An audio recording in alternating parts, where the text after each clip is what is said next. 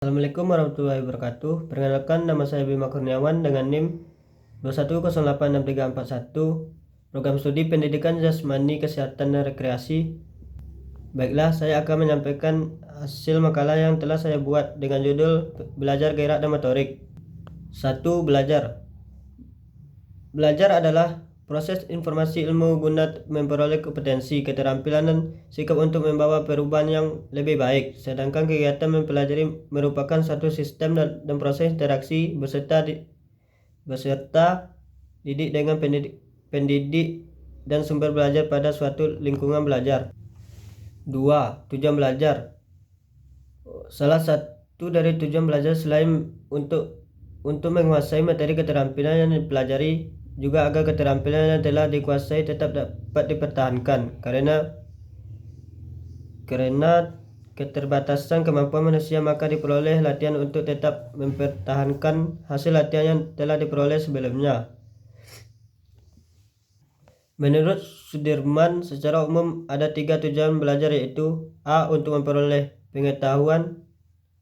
Hasil dari kegiatan belajar dapat ditandai dengan meningkatkan kemampuan berpikir seseorang. Selain memiliki pengetahuan baru, proses belajar juga akan membuat kemampuan berpikir seseorang menjadi lebih baik.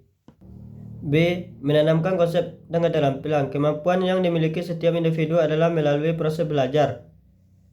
Penanaman konsep membutuhkan keterampilan baik jasmani maupun rohani. Keterampilan jasmani adalah keterampilan individu yang menampilkan dan gerakan yang dapat diamati.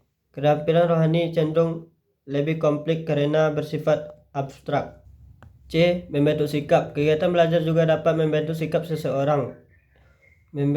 Pembentukan sikap mental peserta didik akan sangat berhubungan dengan penanaman nilai-nilai sehingga menimbulkan kesadaran di dalam dirinya. B. Gerak. Gerak adalah perpindahan suatu benda dari suatu tempat ke tempat yang lain yang dapat dilihat dan diukur dalam suatu ruang dan waktu. Adapun beberapa pengertian gerak menurut para ahli sebagai berikut. A. Ruslan Tri dan Cahyo. Menurut Ruslan Tri dan Cahyo, pengertian gerak adalah perubahan kedudukan suatu benda terhadap benda lain ataupun terhadap titik acuan tertentu. B. Sri Murtono. Menurut Sri Murtono, pengertian gerak adalah perpindahan tempat ataupun posisi dari suatu posisi ke posisi yang lain.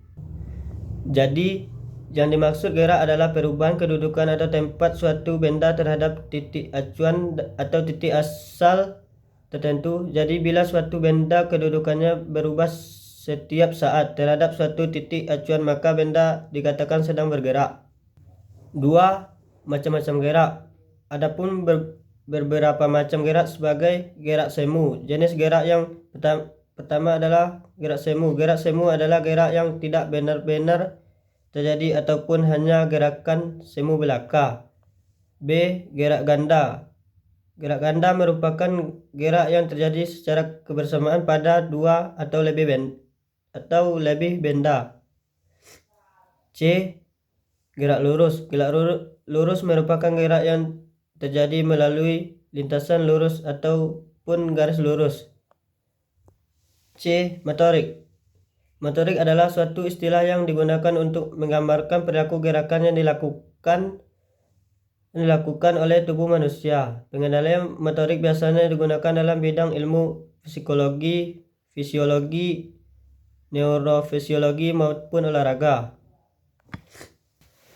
1. Pengertian motorik. Menurut Endang Rani Sukanti bahwa perkembangan motorik adalah suatu proses kemasakan atau gerak yang langsung melihatkan otot-otot untuk bergerak dan proses pensyarafan yang menjadi seseorang mampu menggerakkan dan proses persyaratan yang menjadikan seseorang mampu menggerakkan tubuhnya. Baiklah, hanya itu yang dapat saya sampaikan. Apabila ada salah dan janggal, saya mohon maaf. Assalamualaikum warahmatullahi wabarakatuh.